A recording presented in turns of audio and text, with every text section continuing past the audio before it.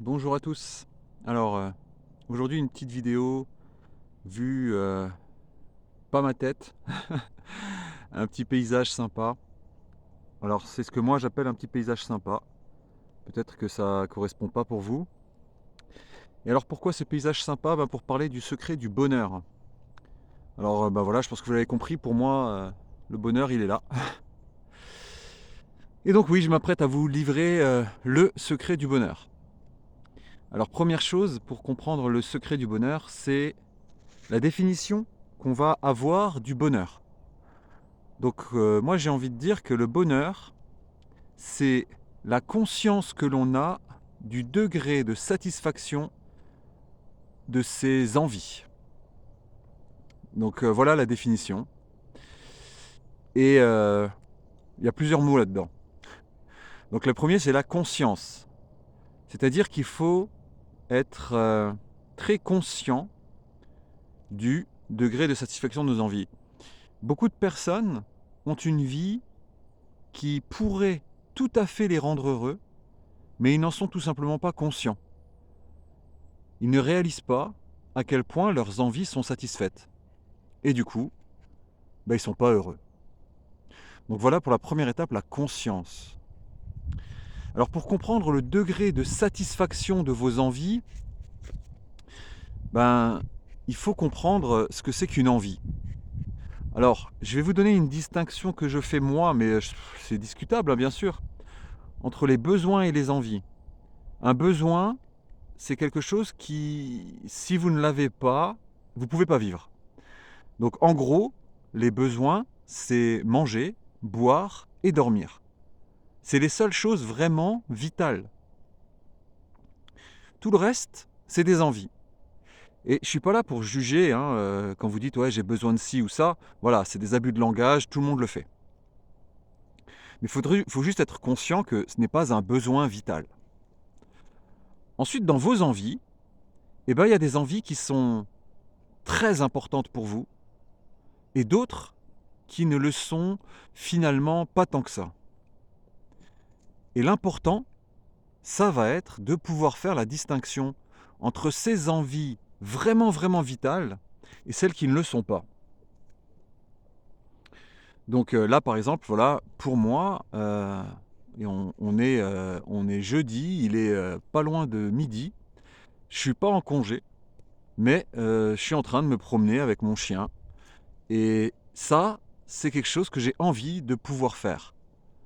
Voilà. Donc là, j'ai une envie qui est 100% satisfaite. Ensuite, moi j'ai envie de pouvoir rapidement accéder à ce genre de paysage. Et là, je suis à 10 minutes à pied de ma maison.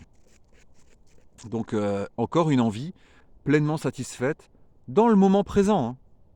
Donc là, dans le moment présent, j'ai des envies qui sont pleinement satisfaites. Donc, voilà, je suis dans un moment de bonheur, tout simplement. Alors du coup, comment est-ce qu'on fait pour distinguer les envies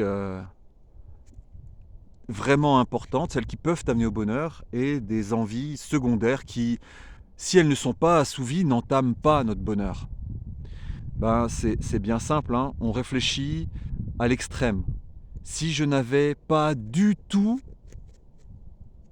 si je n'avais pas du tout ce que je suis en train de cibler comme envie, comment j'irais? Si par exemple, vous avez l'envie de pouvoir partir en vacances dans des destinations de rêve. Je vous le cache pas, c'est pas mon envie à moi, mais je peux concevoir, hein, que des gens aient cette envie-là. Et du coup, si cette envie n'est pas assouvie, qu'est-ce qui se passe? Si vous ne pouviez plus du tout partir en vacances, qu'est-ce qui se passe? Vous évaluez ce qui se passe. Et du coup, vous pouvez mettre un degré à votre envie.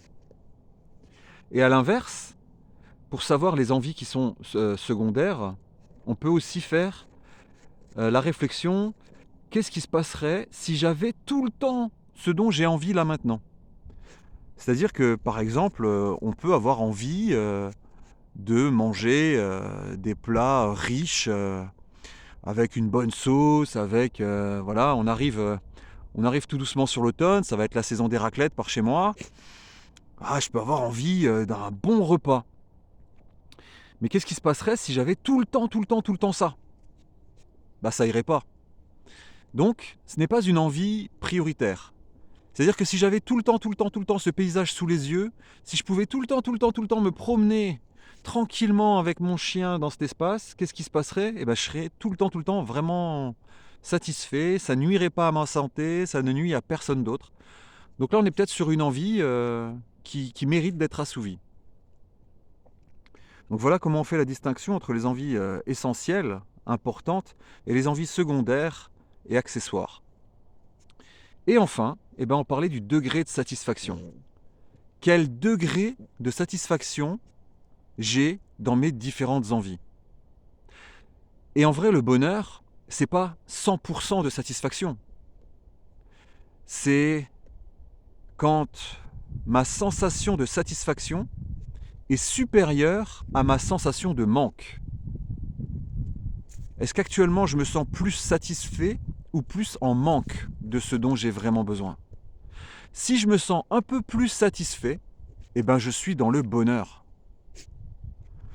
Donc voilà. Alors je suis peut-être voilà, je vous ai peut-être déçu parce que vous vous disiez ouais mais ça c'est pas le bonheur. Alors du coup je vais finir par une petite histoire qui est racontée dans Soul, le dessin animé de Pixar là, avec le pianiste là. C'est un petit poisson qui vit dans une petite rivière et qui entend parler de l'océan.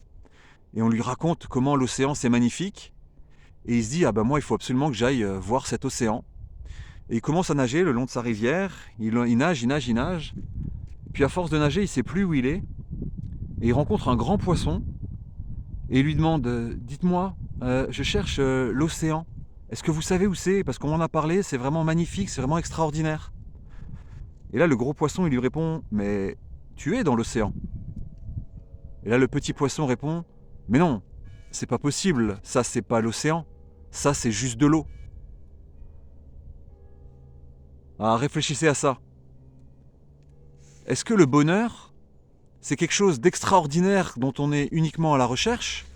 Ou est-ce que ça pourrait pas être cette vie quotidienne dans laquelle on est bercé, parfois sans s'en rendre compte?